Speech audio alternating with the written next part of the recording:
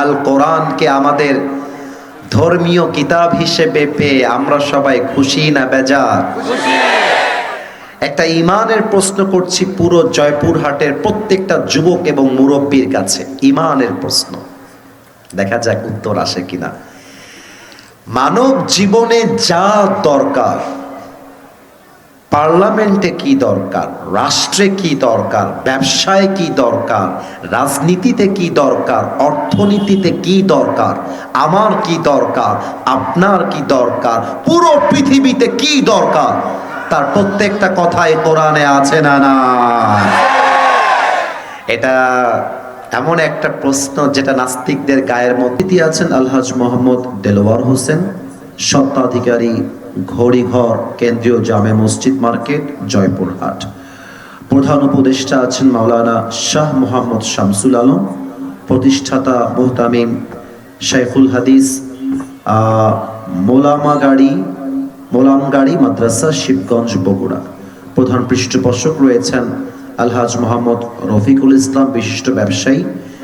বিশেষ পৃষ্ঠপোষক রয়েছেন আলহাজ মোহাম্মদ রফিকুল ইসলাম সাহেব। সঞ্চালনায় রয়েছেন হাফেজ মাওলানা মোহাম্মদ ওজায়ের হোসেন, মুহতামিম অত্র মাদ্রাসা। আমি এই পর্যন্ত প্রায় 4 থেকে 5 জনের নাম বললাম যারা এই মাহফিলের জন্য সবচেয়ে বেশি সহযোগিতার হাত বাড়িয়েছেন, তারা এই মাহফিলের জন্য মেইন পার্সন হিসেবে কাজ করেছেন। এবং যুবক ভাইয়েরা সবচেয়ে বেশি মাথার ঘাম পায়ে ফেলে মাদ্রাসার ছাত্ররা কাজ করে, খেদমত করে এত বিশাল মাহফিল তারা অ্যারেঞ্জ করেছে। আমি দোয়া করছি, আয় আল্লাহ, আমাদের প্রত্যেকটা অতিথি যারা আজকে উপস্থিত রয়েছে এবং যেই যুবক ভাইয়েরা মাথার ঘাম পায়ে ফেলেছে, আমার মুরব্বী আব্বাজান এবং এলাকার ভাইয়েরা যারা সহযোগিতার হাত বাড়িয়ে দিয়েছে, আয় আল্লাহ, আজ আমরা যেমন তোমার কোরআনের বাগানে একসাথে বসতে পেরেছি, মৃত্যুর পরেও আমাদের সবাইকে তুমি আজকের মতো জান্নাতুল ফেরদাউসে একসাথে মেহমান হিসেবে কবুল করে নিও। পড়েন সবাই আমিন। আমার পূর্বে কথা বলেছেন মাওলানা মোহাম্মদ মেসবাহুল আজম মেসবাহ, তামিরুল মিল্লাত কামিল মাদ্রাসা, ঢাকা। অত্যন্ত চমৎকার কথা আমার প্রিয় ভাই বলে গেছেন। বেসিকলি আপনাদের এই ডেটটা কোনোভাবেই এখানে দেওয়া সম্ভব ছিল না, কিন্তু কমিটি খুবই চালাক, তারা অনেক অনেক আগে যোগাযোগ করে আজকের এই ডেটটাকে কনফার্ম করে রেখেছে। বিশেষ করে একজন ছেলে আমাকে দাওয়াত দিয়েছে, আমার সঙ্গে কথা বললো, সেও হুজুর। কোথায় আছে ছেলেটা? এই যে হোয়াটসঅ্যাপে কথা বলতো আমাদের সাথে ছিল, এখনই ছিল, কথা বলে গেল আমার সাথে। সে অনেক আগে যোগাযোগ করে ডেটটা কনফার্ম করে রেখেছে। তো সেই জন্য আল্লাহ তাআলা আমি অধমকে আজকের এই মাহফিলের একজন আলোচক হিসেবে কবুল করেছেন। আপনারা জানেন আজকের এই মাহফিলটা মাদ্রাসার উদ্যোগে মাহফিল। আমি নিজেও একজন মাদ্রাসার ছাত্র। আমি হাফেজ হয়েছি আজ থেকে প্রায় 14 থেকে 15 বছর আগে। আমি জানি একজন হাফেজ হতে কত পরিশ্রম করতে হয়, কত ঘাম ঝরাতে হয়, কত রাত জাগতে হয়, কতটা দিন পরিশ্রম করতে হয়। আমি জানি, আমার বাবাও একজন হাফেজ, আমিও একজন হাফেজ। তো আমি দোয়া করছি, আয় আল্লাহ, যারা পাগড়ি নিয়েছে আজকের মাহফিলে কিংবা নিবে, সবাইকে তুমি জাস্ট হাফেজ হিসেবে নয়, পুরো বিশ্বব্যাপী ইসলামের দায়ী হিসেবে, বিশ্ববরণ্য আলেম হিসেবে কবুল এবং মঞ্জুর করে নাও। পড়েন সবাই আমিন। এটা আমার দায়িত্ব ছিল বলে দেওয়া, দোয়া করে দেওয়া। এই মুহূর্তে আমি সোজা আল্লাহর কোরআনের দিকে ফিরে যেতে চাই। সবার দৃষ্টি আকর্ষণ করছি, কেউ ফোন নিয়ে ব্যস্ত থাকবেন না, 1 নাম্বার কথা। 2 নাম্বার কথা, আপনাদের পায়ে হাত রেখে আমি একজন মেহমান হিসেবে আবদার করছি। আপনারা হয়তো ভাবছেন কয়েক হাজার লোক এখানে আছে, আর কে দেখবে এই মাহফিল। আপনারা জানেন আমাদের মাহফিল কোটি কোটি মানুষ কিন্তু ফেসবুকে, ইউটিউবে দেখে। এটাকে আমি ভুল বললাম ভাইজান? আমি সত্য বললাম। তো আমি যদি কখনো খেপে গিয়ে এই ছেলে পেলে এই সেই ইত্যাদি ধমক দিলাম, মিডিয়ার ভাইয়েরা ভালো কথা আপলোড দেয় পরে, উল্টা পাল্টা আপলোড দেয় আগে। এটা বাস্তব, সত্য বলছি। এখানে আমি দুই একজন ভাইকে চিনি, বাদ বাকি আমি কাউকে চিনি না। তো আমি চাই না এমন কোনো কথা আমি মুখ ফসকে বলে ফেলি যেটা আমাদের জয়পুরহাটের বদনাম হবে। এই জন্য দোয়া পর্যন্ত কেউ যেন ডানে বামে উঠতে না পারে, এটা আপনাদের দায়িত্ব। কেউ যদি উঠে যায় সসম্মানে লুঙ্গিটা টান দিয়ে ধরে বসায় দেওয়া লাগবে, তবে খেয়াল রাখবেন লুঙ্গি যেন খুলে না যায়, ঠিক আছে? এই জন্য তাফসির চলাকালীন কেউ যেন প্রিয় ভাইয়েরা ডান বাম করা ট্রাই না করি। আমি তাকবীর দিতে চাই, একটা তাকবীর দিব, পুরো মাহফিলটা পিন পতন নীরব হয়ে যাবে। দেখা যাক সম্ভব হয় কিনা। একটু কাশি দেন, ডানের ভাইয়েরা কাশি দেন না, আরেকবার এবার তাকবীর দেন, লিল্লাহি তাকবীর। আমার ডান হাতের দিকে একবার তাকান তো, এই হাতে যে কিতাবটা আছে এই কিতাবটার নাম কোরআন। এটা আওয়াজ জয়পুরহাটের হয় নাই, আবারও বলছি পুরো দেশ দেখবে আজকের এই মাহফিল। জবানটা খোলেন ভাইজান, এই কিতাবটার নাম কি? আল কোরআনকে আমাদের ধর্মীয় কিতাব হিসেবে পেয়ে আমরা সবাই খুশি না বেজার? একটা ইমানের প্রশ্ন করছি পুরো জয়পুরহাটের প্রত্যেকটা যুবক এবং মুরব্বীর কাছে, ইমানের প্রশ্ন, দেখা যাক উত্তর আসে কিনা। মানব জীবনে যা দরকার, পার্লামেন্টে কি দরকার, রাষ্ট্রে কি দরকার, ব্যবসায় কি দরকার, রাজনীতিতে কি দরকার, অর্থনীতিতে কি দরকার, আমার কি দরকার, আপনার কি দরকার, পুরো পৃথিবীতে কি দরকার, তার প্রত্যেকটা কথাই কোরআনে আছে না না?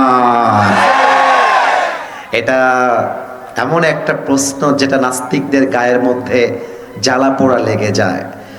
নাস্তিক বলে কোরআনের সব কিছু নেই, আর আমরা বলি এই দেশ শান্তিপূর্ণ তখন হবে যখন পার্লামেন্টটা চলবে আল্লাহর কোরআনের সংবিধান দিয়ে। আচ্ছা, কোরআনে কি নাই যা আপনি প্রশ্ন করবেন? আমি যদি কোরআনকে বলি, কোরআন বলো তো তোমার ভিতরে আসলেই কি সব কিছু আছে? কোরআন তার জবাব দিচ্ছে সূরাতুন নাহল 89 নম্বর আয়াত। আউযু বিল্লাহি মিনাশ শাইতানির রাজীম। ওয়ানাজ্জালনা আলাইকাল কিতাবা তিবয়ানাল লিকুল্লি শাইইন ওয়া হুদান ওয়া রাহমাহ ورحمة وبشرى للمسلمين. الله أكبر. I have sent this Quran which is explaining everything in this world. Allah বলছেন এমন একটা কিতাব দিয়েছি তোমার যা দরকার, এমন কোনো কথা নাই যে কথা আমি আল্লাহ এই কোরআনে বলে দেই নাই। তাও তো সুবহানাল্লাহ কইতে পারলেন না আপনারা মিয়া, না এটা মন ভরে নাই আওয়াজে। আর একবার পড়েন সুবহানাল্লাহ, আর একবার কলিজা ভরে পড়েন সুবহানাল্লাহ। আচ্ছা, তার মানে সব কিছু আছে। ওকে, তাহলে আমাকে বলো তো তুমি পৃথিবীতে আসার আগে কোথায় ছিলে? তারও জবাব কোরআন দিচ্ছে। 30 নম্বর পারা সূরাতুল বুরুজ 21 এবং 22 নম্বর আয়াত।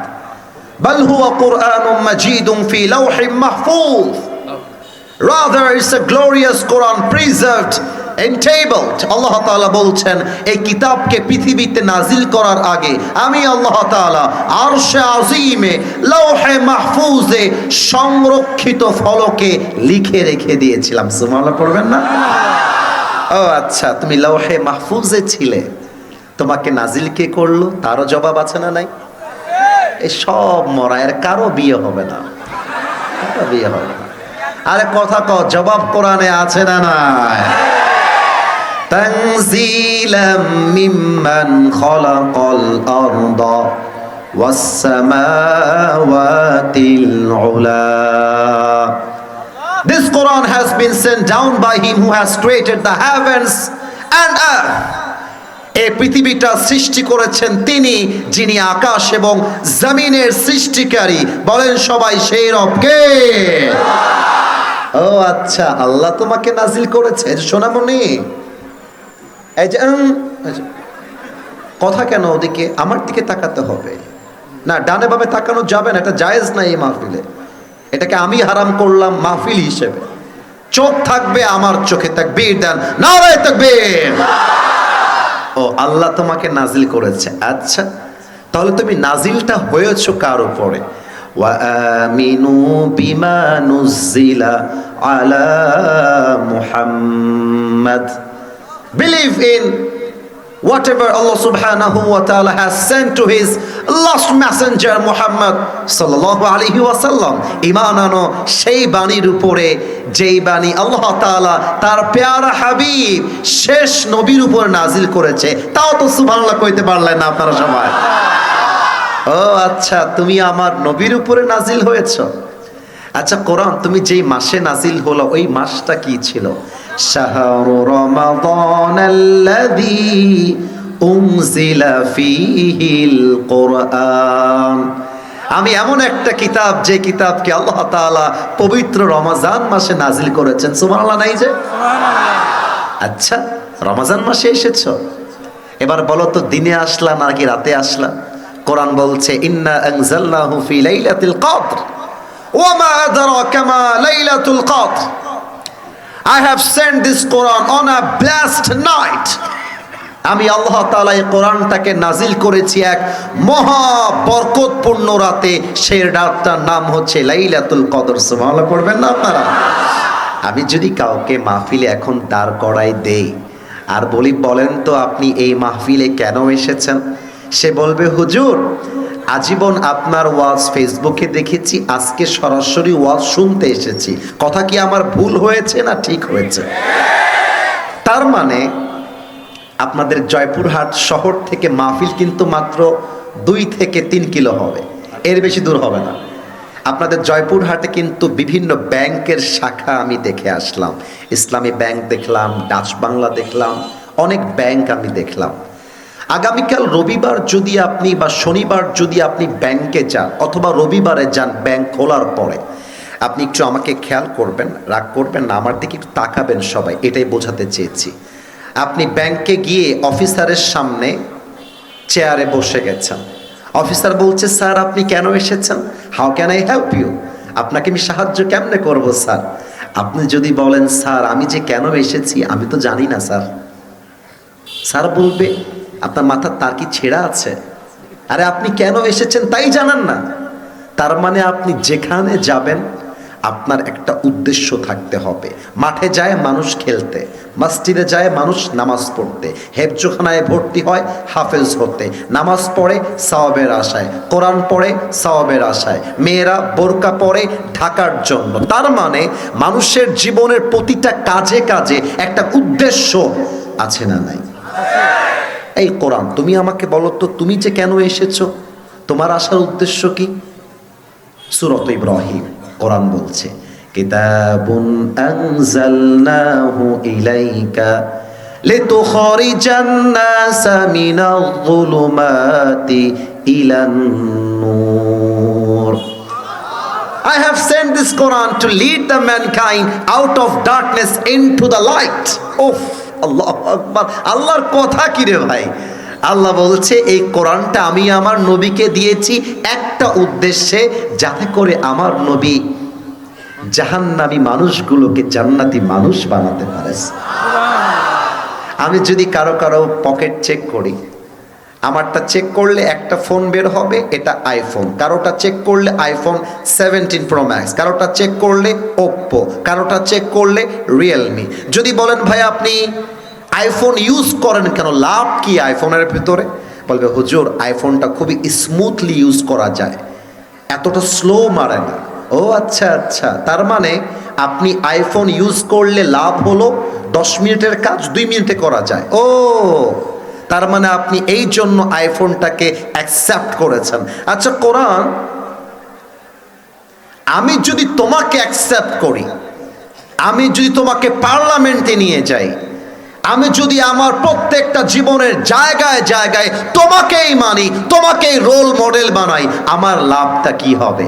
ফামান তাবিআ হুদায়া ফালা খাউফুন আলাইহিম ওয়ালা হুম ইয়াহজানুন। কোরআন বলছে তুমি আমার যদি মানতে পারো, আমি কোরআন তোমারে গ্যারান্টি দিলাম, তোমার জীবনে দুশ্চিন্তা বলতে, ভয় বলতে, চিন্তা বলতে আর কোনো কিছুই বাকি থাকবে না। তাও তো সুবহানাল্লাহ কইতে পারলেন না আপনারা। আজকে সেই কোরআনের কথা শুনবার জন্য আমরা বসেছি। এতক্ষণ যে আয়াতগুলো পড়েছি একের পর এক, এগুলো ছিল আমার ভূমিকার কথা। আমার আসল তাফসীর কিন্তু এখনো শুরু হয় নাই, এখন শুরু হবে। আমি বেয়াদবি নিবেন না, একটু দেখতে চাই আপনাদের বউ আছে কার কার, তারা একটু হাত তোলেন তো। বউ আছে? আপনাদের বউ আছে? আচ্ছা, হাত নামা। এবার কপাল পোড়া, হতভাগা, সিঙ্গেল যারা, তারা একটু হাত তোলো। আপনারা দেখেন স্যাররা যারা স্টেজে আছেন, তোমাদের কারো বউ নাই? আল্লাহ তুমি সবাইকে দিনদার নেককার বউ দিয়ে দাও। যে আমিন কয় না ওই শালা বউ পাবে না। আরে সিঙ্গেলরা বলেন সবাই আমিন। রাগ করবেন না, যুবকরা আমারে ভালোবাসে তো, এই জন্য একটু মজা করে বললাম যুবকদেরকে। আমরা 3টা তাকবীর দিব আল্লাহর নামে। প্রথম তাকবীর দিবেন বিবাহিত ভাইয়েরা, দ্বিতীয় তাকবীর দিবেন আমার প্রিয় সিঙ্গেল ভাইয়েরা, এবং সর্বশেষ তাকবীর সবাই মিলে এমন জোরে দিবেন যেন আমি স্টেজ ভেঙে সবাইকে নিয়ে নিচে পড়ে যাই। দেখা যাক কে কত নাম্বার পায়। বিবাহিত ভাই যারা এসেছেন কিংবা এসেছো, সবাই মিলে একটা কাশি দেন। মুরব্বী মান সম্মান রাখেন আব্বাজান। আমার মনে হয় কি জানেন, জয়পুরহাটের 70 বছরের মুরব্বীর গায়ের জোর 30 বছরের যুবকের সমান, ঠিক না? মুরব্বী আপনারা প্রস্তুত থাকবেন। প্রথম তাকবীর বিবাহিত ভাইদের পালা। মিডিয়ায় রেকর্ড হচ্ছে, আমি কিন্তু পরীক্ষার মতো নাম্বার দিব, নাম্বার। বিবাহিত ভাইয়ারা রেডি হয়ে যান। লিল্লাহি তাকবীর।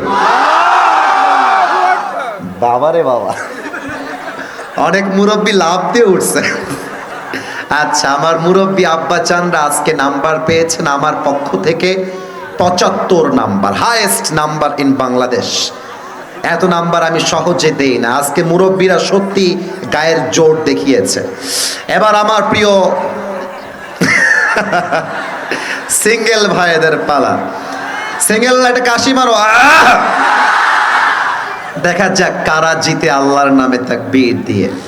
It's time for the single people. তোমাদের পালা যুবক ভাইয়ারা, যাদের বউ নাই, কষ্টে আছো যারা, সিঙ্গেলরা তাকবীর দাও। নারে তাকবীর। বিবাহিত ভাইরা আমাকে মাফ করে দিও,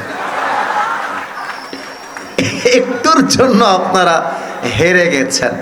আমার মনে হয় আজকে সিঙ্গেলরা জয়পুরহাটে 90 নাম্বার বেশি পেয়ে পাস করেছে, ঠিক কিনা বলো? এবার সবাই মিলে তাকবীর দেওয়ার পালা। এমন জোরে দিবেন আমি যেন ভেঙে সত্যিই পড়ে যাই। আচ্ছা, সবাই মিলে কাশি দেন। সত্যি জোর কিন্তু কমে যাওয়া যাবে না, কারণ সবাই মিলে একসাথে। নারে তাকবীর। আল কোরআনের আলো। হয় নাই, সংসদে চালো। দেখা যাক আপনারা আমার সাথে একমত হতে পারলেন কিনা। আল কোরআনের আলো সংসদে চালো। আল হাদিসে